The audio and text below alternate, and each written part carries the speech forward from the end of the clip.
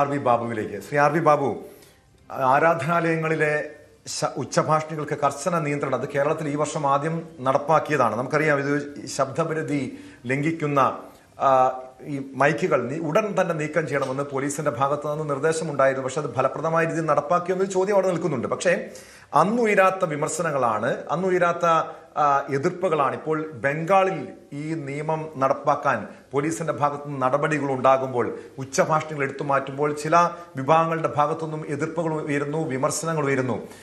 ഇത് കേരളത്തിൽ പക്ഷേ അത്തരമൊരു സാഹചര്യം നിലവിലില്ല, അത്തരമൊരു എതിർപ്പ് ഉണ്ടായിട്ടില്ല. അതിന്റെ കാരണം എന്താണെന്ന് നമുക്ക് വിശദമായി തന്നെ പരിശോധിക്കണം. പക്ഷെ എങ്ങനെയാണ് ഹിന്ദു ഐക്യവേദി ഉൾപ്പെടെയുള്ള ഹൈന്ദവ സംഘടനകൾ ഈ ബംഗാളിൽ നടപ്പാക്കുന്ന ഈ നിയമത്തോട്, അതായത് സുപ്രീം കോടതി ഈ ഉത്തരവ് നടപ്പാക്കുന്ന ഈ നടപടിയോട് ഹൈന്ദവ സംഘടനകൾ എങ്ങനെയാണ് കാണുന്നത്? ഇത് ഈ മതസ്വാതന്ത്ര്യത്തിന് മേലുള്ള ഒരു കടന്നുകയറ്റമായി ഹിന്ദു ഐക്യവേദി കാണുന്നുണ്ടോ?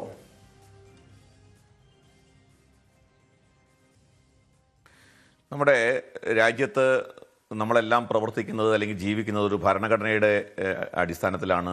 ഈ നിയമങ്ങൾ നമ്മുടെ നാട്ടിൽ നടപ്പാക്കുന്നത്, ഗവൺമെൻറ് പ്രവർത്തിക്കുന്നത്, നമ്മളെല്ലാം ജീവിക്കുന്നത് ആ ഭരണഘടനയുടെ തത്വങ്ങളുടെ അടിസ്ഥാനത്തിലാണ്, നിയമത്തിൻ്റെ അടിസ്ഥാനത്തിലാണ്. നമ്മുടെ ഭരണഘടന നമുക്ക് സ്വാതന്ത്ര്യം പ്രദാനം ചെയ്യുന്നുണ്ട്.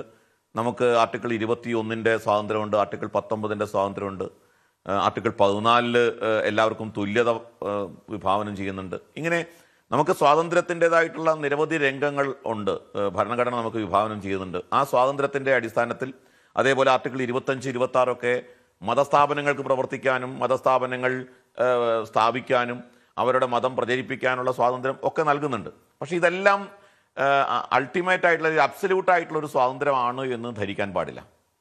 ഇത് ഒരു നിയന്ത്രണത്തിനും വിധേയമല്ല, ഒരു അനിയന്ത്രിതമായ സ്വാതന്ത്ര്യമായിട്ട് ഒരു സ്വാതന്ത്ര്യത്തെയും കോടതി അംഗീകരിച്ചിട്ടില്ല. സുപ്രീം കോടതി തന്നെ പലതവണ അത് പറഞ്ഞിട്ടുണ്ട്. മറ്റുള്ളവരുടെ സ്വാതന്ത്ര്യത്തിനുമേൽ അല്ലെങ്കിൽ അവരുടെ സമാധാന ജീവിതത്തിലേക്ക് കടന്നു കയറിക്കൊണ്ടുള്ള ഒരുത്തൻ്റെ സ്വാതന്ത്ര്യം എന്ന് പറയുന്നത് അത് അംഗീകരിക്കാൻ സാധ്യമല്ല എന്ന് സുപ്രീം കോടതി പലതവണ പറഞ്ഞിട്ടുണ്ട്. അതുകൊണ്ടാണ് article 25 right to propagate, right to profess ഒക്കെ പറയുമ്പോൾ തന്നെ അത് subject to public order, public morality, public health എന്നൊക്കെ പറയുന്നത്.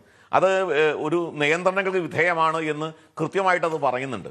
ഇവിടെ ബംഗാളിൽ ഇപ്പോൾ ബംഗാൾ സർക്കാർ പുതുതായിട്ട് അധികാരത്തിൽ വന്ന സമയത്ത് അതിനുശേഷം എടുത്ത നടപടിയുടെ ഭാഗമായിട്ട് തന്നെ 3000-ലേറെ അല്ലേ 5200 അങ്ങോട്ടാണ് ലൗഡ് സ്പീക്കേഴ്സ് നമ്മുടെ റിലീജിയസ് സ്ഥാപനങ്ങളിൽ നിന്ന് എടുത്തു മാറ്റുന്ന ഒരു സാഹചര്യം ഉണ്ടായി. ഇത് ബംഗാളിലെ പൊല്യൂഷൻ കൺട്രോൾ ബോർഡ് ഇത്ര ഡെസിബൽ ലൗഡ് സ്പീക്കേഴ്സ് മുഴുവൻ എടുത്തു. അതെ, 5290. അതെ, അത് എല്ലാ മതസ്ഥാപനങ്ങളിലും ഉണ്ടെന്നാണ് നമുക്ക് മനസ്സിലാക്കുന്നത്. അത് ഏറിയും കുറഞ്ഞും ഇരിക്കും. കുറച്ച് കൂടുതൽ മുസ്ലിം സ്ഥാപനങ്ങളുടെ കാണും, കുറച്ച് കുറവായിരിക്കാം ഹിന്ദു ക്ഷേത്രങ്ങളിൽ നിന്ന് എടുത്തു മാറ്റിയത്. അതൊക്കെ പോലീസ് അത് അന്വേഷിച്ച് മനസ്സിലാക്കിയിട്ട് ഇത്ര ഡെസിബിൾ കൂടുതൽ മൈക്ക് ഉപയോഗിക്കുന്ന അല്ലെങ്കിൽ പ്രവർത്തിപ്പിക്കുന്ന ലൗഡ് സ്പീക്കേഴ്സാണ് അഴിച്ചു മാറ്റിയിട്ടുള്ളത്. അപ്പോൾ അത് ബംഗാളിലെ പൊല്യൂഷൻ കൺട്രോൾ ബോർഡ് അവരുടെ ഉത്തരവിൻ്റെ അടിസ്ഥാനത്തിലാണ് ഇത്ര ഡെസിബൽ, 55 ഡെസിബൽ അവർ പകലും 45 ഡെസിബൽ കൂടുതലുള്ളത് രാത്രിയും പ്രവർത്തിപ്പിക്കാൻ അനുവദിക്കില്ല എന്നവർ പറഞ്ഞിട്ടുണ്ട്. അപ്പോൾ അതനുസരിച്ചിട്ട് ആ ശബ്ദ നിയന്ത്രണത്തിന് ആ പരിധിക്ക് അപ്പുറത്തേക്കുള്ള പ്രവർത്തിക്കുന്ന ലൗഡ് സ്പീക്കേഴ്സ് മുഴുവൻ അവർ അഴിപ്പിച്ചിട്ടുണ്ട്. ഇത് ബംഗാളിൽ മാത്രം നടന്ന കാര്യമല്ല. ഇപ്പോൾ ഈ കാര്യം PIL ആയിട്ട് സുപ്രീം കോടതിയിൽ വന്ന സമയത്ത് സുപ്രീം കോടതി വളരെ കൃത്യമായിട്ട് പറഞ്ഞു, വൈകുന്നേരം 6 മണി മുതൽ രാത്രി 10 മണി മുതൽ പിറ്റേ ദിവസം രാവിലെ 6 മണി വരെ ഇത്തരത്തിലുള്ള മൈക്കുകൾ പ്രവർത്തിപ്പിക്കാൻ പാടില്ല എന്ന് സുപ്രീം കോടതിയുടെ വിധിയുണ്ട്. രാത്രി 10 മണി മുതൽ 6 മണി വരെ ഈ മറ്റുള്ളവൻ്റെ സ്വാതന്ത്ര്യത്തെ ഹനിക്കുന്ന തരത്തിൽ, അവന് ബുദ്ധിമുട്ടുണ്ടാക്കുന്ന തരത്തിൽ പ്രവർത്തിക്കുന്ന തരത്തിലുള്ള ലൗഡ് സ്പീക്കേഴ്സ് പ്രവർത്തിപ്പിക്കരുത് എന്ന് സുപ്രീം കോടതിയുടെ വിധിയുണ്ട്. സുപ്രീം കോടതിയുടെ മാത്രമല്ല, ഒരുപാട് ഹൈക്കോടതികൾ, ഇപ്പോൾ നമ്മുടെ ഉത്തരാഖണ്ഡ് ഹൈക്കോടതി, ഉത്തർപ്രദേശ് ഹൈക്കോടതി, മഹാരാഷ്ട്ര ഹൈക്കോടതി 2025 അത്തരം ഒരു വിധി പറഞ്ഞത്.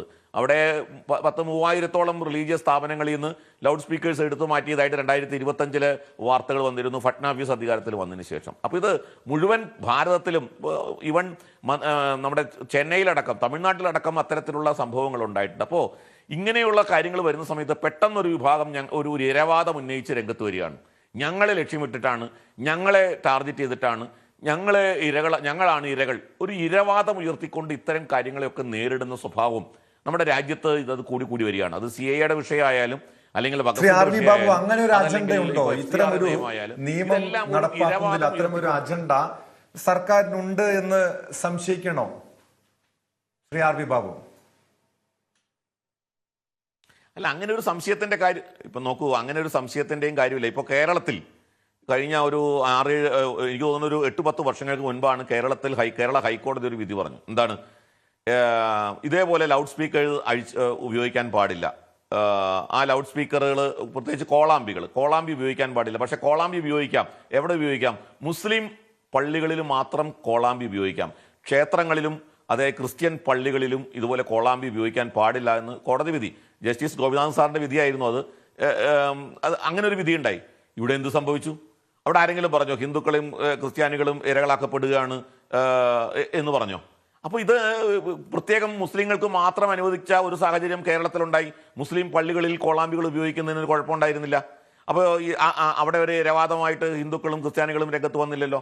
അപ്പോൾ ഇതൊരു മതത്തിനെതിരായിട്ടൊന്നും എന്നുള്ള നിലയ്ക്ക് വ്യാഖ്യാനിക്കേണ്ട. ഇത് സർക്കാർ, അവരുടെ പൊല്യൂഷൻ ഡിപ്പാർട്ട്മെന്റ്, അതേപോലുള്ള സംവിധാനങ്ങൾ ഓരോ സംസ്ഥാനത്തും അവിടുത്തെ ജനങ്ങളുടെ. ഇപ്പോൾ ഞാൻ വേറൊരു ഉദാഹരണം പറയാം. പാലക്കാട് നമ്മുടെ മൊയിൻ LP സ്കൂളിൽ നമ്മുടെ പ്രശസ്തയായിട്ടുള്ള മോഹിനിയാട്ടം നർത്തകി നീന പ്രസാദ്, അവരുടെ ഒരു മോഹിനിയാട്ട പരിപാടി ഉണ്ടായിരുന്നു പാലക്കാട്. ആ സ്കൂളിൽ ഒരു ഗ്രന്ഥശാലയുടെ പരിപാടിയായിട്ട് ബന്ധപ്പെട്ടാണ്, ഒരു പുസ്തക പ്രകാശനവും ഗ്രന്ഥശാലയുടെ വാർഷികമോ മറ്റൊക്കെ ആയിട്ട് ബന്ധപ്പെട്ട് നടത്തിയ പരിപാടിയാണ്. രാത്രി 8 മണിക്കായിരുന്നു പരിപാടി. തൊട്ടടുത്ത് ആ സ്കൂളിന്റെ തൊട്ട് പിന്നിൽ താമസിച്ചിരുന്ന ഒരാൾ, അദ്ദേഹം ജില്ലാ ജഡ്ജ്, സെഷൻസ് ജഡ്ജ് ആയിരുന്നു. അദ്ദേഹത്തിന്റെ പേര് കലാം പാഷ എന്നാണ്. കലാം പാഷ, നിങ്ങൾക്ക് നോക്കിയാൽ അറിയാൻ പറ്റും. അദ്ദേഹം പോലീസിനെ വിളിച്ചു പറഞ്ഞു, 8 മണിക്ക് എൻ്റെ സ്വൈരജീവിതം തടസ്സപ്പെടുത്തുന്ന പരിപാടിയാണ്. ഏത്? നമ്മുടെ രാജ്യത്ത്, അതായത് നമ്മുടെ നാട്ടിൽ കലയും സംസ്കാരവും ഒക്കെ പൂത്തുലഞ്ഞു നിൽക്കുന്ന ഈ കേരളത്തിൽ രാത്രി 8 മണിക്ക് മോഹിനിയാട്ടം പരിപാടി, ഡാൻസ് പരിപാടി നടന്നത് അദ്ദേഹത്തിൻ്റെ സ്വകാര്യ ജീവിതത്തിന് കളങ്കം അല്ലെങ്കിൽ ബുദ്ധിമുട്ടുണ്ടാക്കുന്നു, അവിടുത്തെ ശബ്ദം തനിക്ക് അലസോരം ഉണ്ടാക്കുന്നു എന്ന് പറഞ്ഞ് പോലീസിനെ വിളിച്ചു പറഞ്ഞിട്ട് ആ പരിപാടി നിർത്തിച്ച സംഭവം വലിയ വിവാദമായിരുന്നു. അത് വലിയ വിവാദമായിരുന്നു. അപ്പോൾ ഇതെല്ലാം കേരളത്തിൽ നടക്കുന്ന കാര്യമാണ്. അത് ഏതെങ്കിലും ഒരു മതത്തിനെതിരായിട്ട് നടക്കുന്ന കാര്യമാണോ?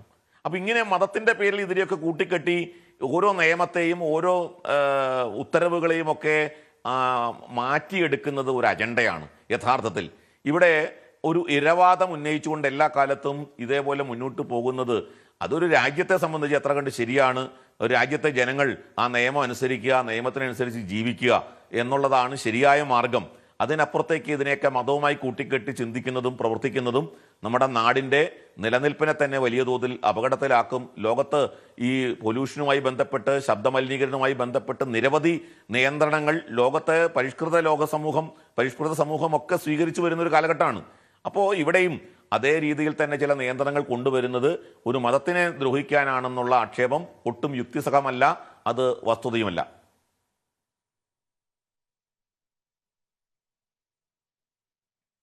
തീർച്ചയായും അങ്ങയിലേക്ക് എത്താം. കൂടുതൽ വാർത്തകൾക്ക് News 18 Keralam YouTube channel subscribe ചെയ്യുക.